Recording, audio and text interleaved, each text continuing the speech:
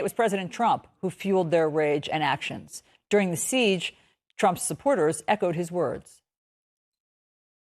The Democrats are trying to steal the White House. You cannot let them. They don't get to steal it from us. We're bringing our country back. We want our country back. This is our country. This is our house. This is our country. This is our country.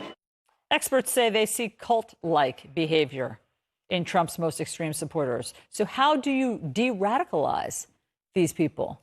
Joining us now is Stephen Hassan. He's a mental health professional who has been helping deprogram people out of cults for decades. He himself was a cult member of the Moonies cult in the 1970s before he was successfully deprogrammed. He's also the author of The Cult of Trump. Mr. Hassan, thanks so much for being here. What we just showed there, do you consider those people cult members?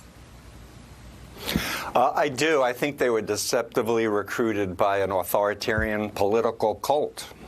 I've read that the characteristics of a cult leader, let's just put these up for everybody: narcissistic, lies a lot, grandiose self-image, stokes fear, paranoid, talks a lot about enemies, harasses critics, always needs praise, lacks empathy, claims absolute authority, blames the media, rarely admits mistakes or wrongdoings. And so why do people follow leaders with such odious characteristics? How does that happen?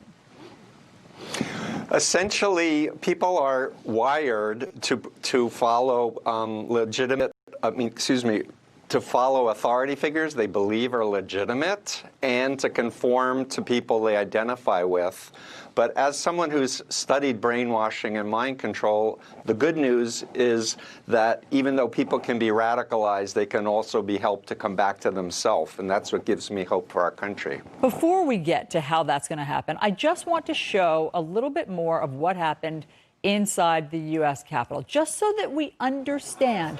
Some of the people, Mr. Hassan, that you see here were once elementary school counselors. Some of these people were firemen. One of them was an Olympic swimmer.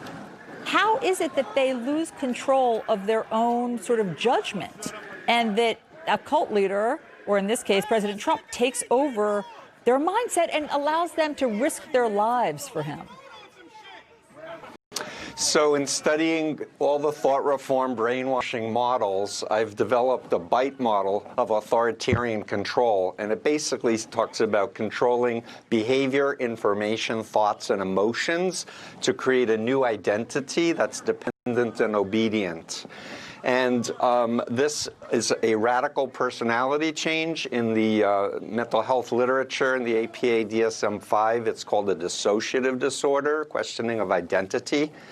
And the bottom line is all of America needs programming because we've all been negatively influenced by Donald Trump.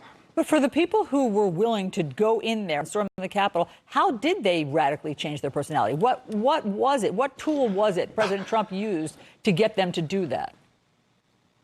So I need to say that in 1974, I was fasting for Richard Nixon during Watergate. I was programmed to believe that democracy was satanic and God needed to take over America. And I saw people from my cult. Sean Moon brought a busload of people to D.C. So I could have been there if my family hadn't cared enough to rescue me.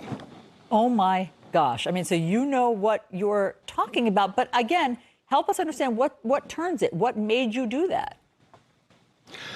So it's a systematic social influence process, but it starts with deceptive recruitment. And in my analysis for my book, The Cult of Trump, what I realized is that there are authoritarian cults that were influencing Trump, that were bringing their base to follow Trump.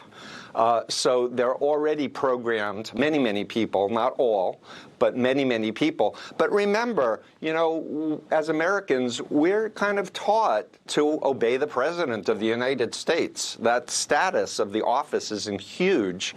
So come Joe Biden's inauguration, I believe there'll be a huge drop-off in followers of Donald Trump when they realize that they've been lied to. Biden won the election. Confirmed. Yeah, I agree with you. I think there is something in our DNA that we do give a lot of authority, obviously, to the president and do tend to believe our president. And so for those people that we just showed in the U.S. Capitol, how do you begin to deprogram them?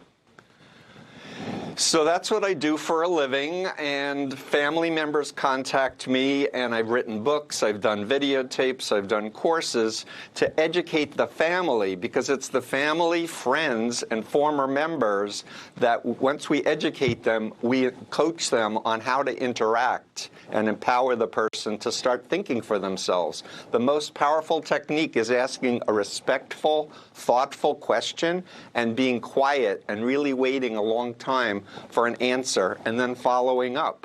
Here are your tips how to help free someone from the cult of Trump. You say, always act with respect, kindness, and warmth. Avoid conflict or harshness.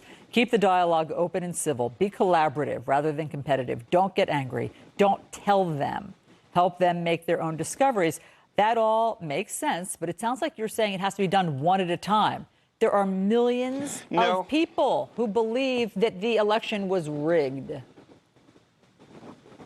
Yeah, no, we're going to need a top-down approach in terms of, I mean, if Congress would like me to come and testify and people can grill me, Republicans and Democrats can ask me, I can bring my colleagues along. But the bottom line is people who have love and respect for the actual members, they're the ones who will have the power to de-radicalize and help them recover, because we're going to have a huge need for recovery.